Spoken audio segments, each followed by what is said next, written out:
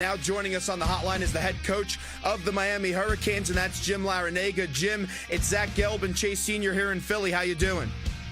Doing great, fellas.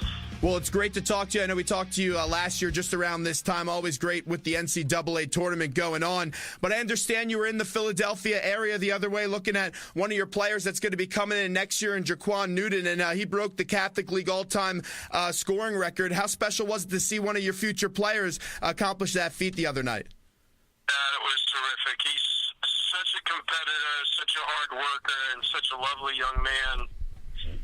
It was fun to be with him on that celebration, and his coach, Carl, does a great job, and he's got a good team. They're in the state championship tonight. Yeah, and Temple's been in the news actually lately. Anthony Lee is transferring, and Lee joined us in studio the other day, and he said Miami had some interest in him. What would Anthony Lee bring to your team if you're able to get him down there in South Florida? Well, we graduate our starting power forward and our backup power forward this year.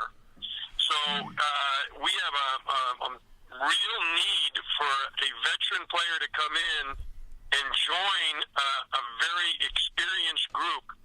We have two kids sitting out, transfer students, Angel Rodriguez from Kansas State and Sheldon McClellan from Texas, who are two very, very high-level point guard and wing. And then we have another kid who broke his wrist, unfortunately, this year, sitting out, DeAndre Burnett. And another freshman from South Jersey named Davon Reed, who had a very good freshman year. We've got our center back, Tanya Jakiri, who's 7 feet. So Anthony, I can't talk about a recruit. So we need a power forward, though. We're spending a couple minutes with University of Miami head coach Jim Larranaga. Jim, it's Chase. Thanks so much for joining us. Just going back to Jaquan Newton, he's one of, if not the best player in the state of Pennsylvania, and those Philly tough guards have really made a name for themselves over the years because Philadelphia does have such a rich history of basketball players, especially guards. What type of impact is Jaquan going to be able to bring the Hurricanes right from the get-go? Well, as I said, we've got some veteran players who are going to really do a great job for us. But Jaquan has the ability to play multiple positions. He has the uncanny ability to get the ball to the basket, get fouled, and make free throws. He can score from the perimeter. He's very good at finding the open man. In fact, the other day I was with my assistant coach, Chris Caputo, and we were watching the game, and Jaquan only needed one more basket to break the record. And he got a fast break opportunity, and it was a 2-on-1. And instead of trying to score to break the record, he gave the ball up to his teammate who made the layup and scored the 2 points. Now, Jaquan eventually ended up scoring another bucket, but my thoughts were, he's such an unselfish kid, and all he does is care about winning. So we're very, very excited to have him.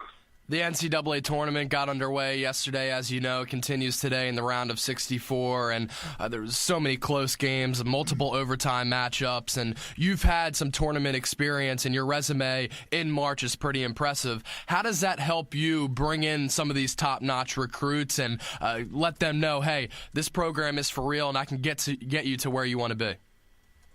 Yeah, well, the first thing is the University of Miami is a great school academically. It's in a great geographical location. South Florida is beautiful. The one thing that is a misperception, a lot of people think the University of Miami is in the city of Miami, either on South Beach or in downtown. And that's the furthest thing from the truth. We're in a college town called Coral Gables.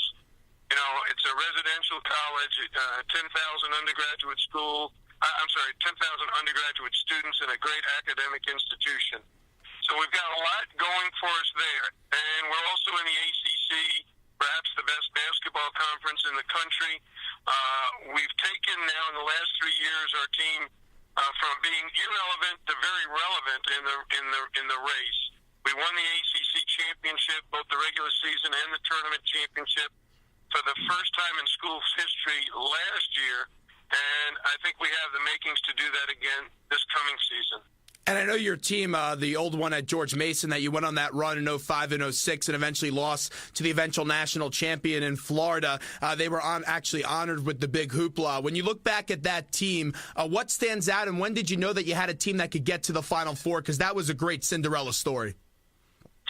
Well, actually, I told the team right after our season was over in 2004-2005 that if they did all the things that the coaches expected them to do, we could have an awesome year. And in October, I brought in a sports psychologist, the world-renowned Dr. Bob Rotella, who works with golfers. He also works with all major sports. He's worked with John Calipari with UMass in Kentucky. And I brought him in to talk to my team in 06, or actually it was October of 05. And he asked them how good they thought they could be, and the players said, we think we can get to the Final Four.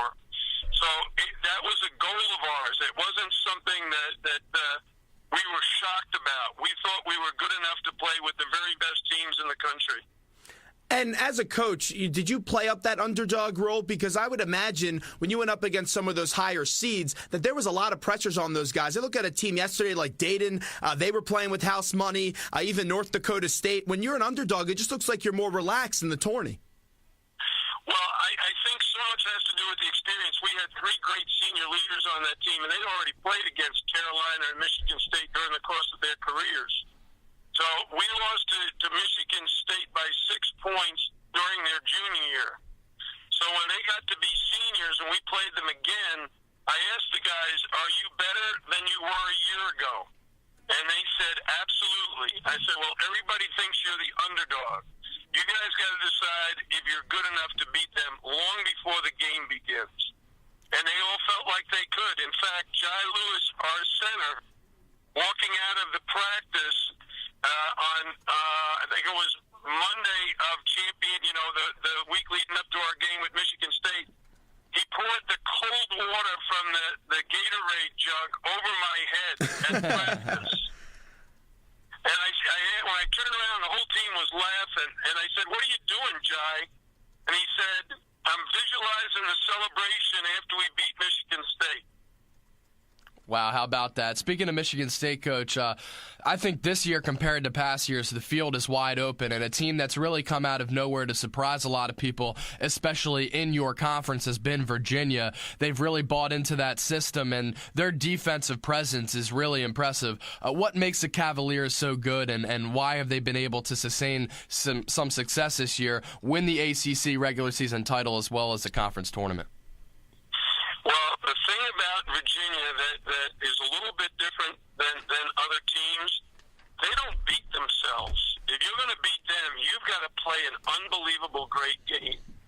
They're really terrific at both ends of the floor. On defense, they limit your good shots. They contest everything you do. It's very hard to get an easy two-pointer against them. You don't get layups. You don't get offensive rebounds. You have to make some threes if you're going to try to beat the Cavaliers. At the other end, they are so good at taking care of the basketball. They don't turn it over. They don't make a lot of mistakes.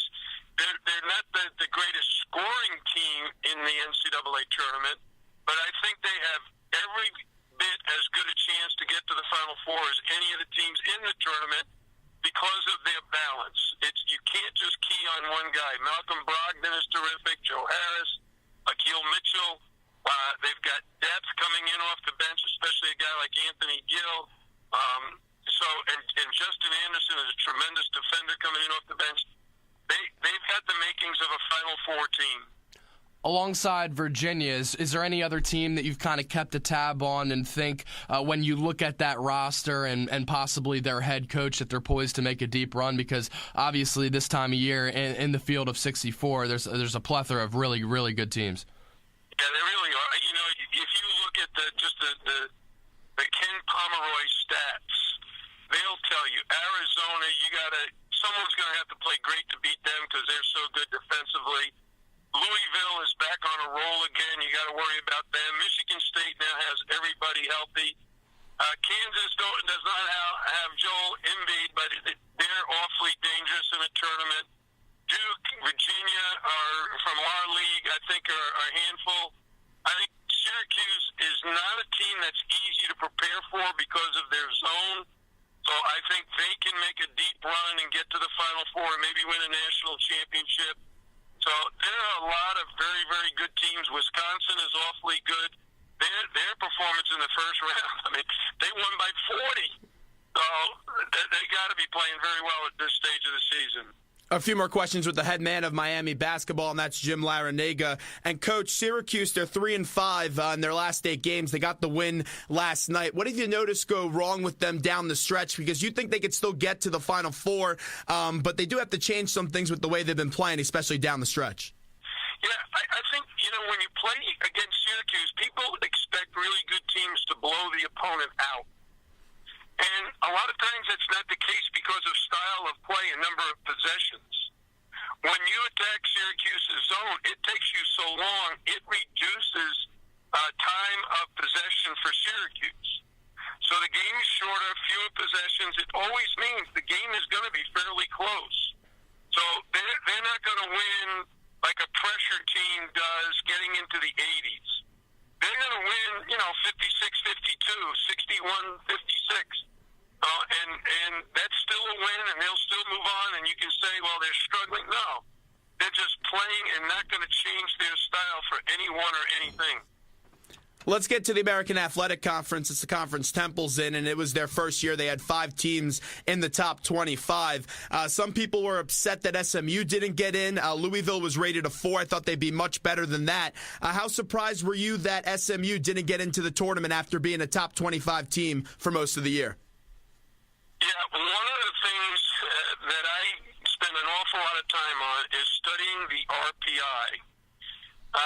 And one of the things I don't think coaches take a long enough look at is your non-conference strength of schedule.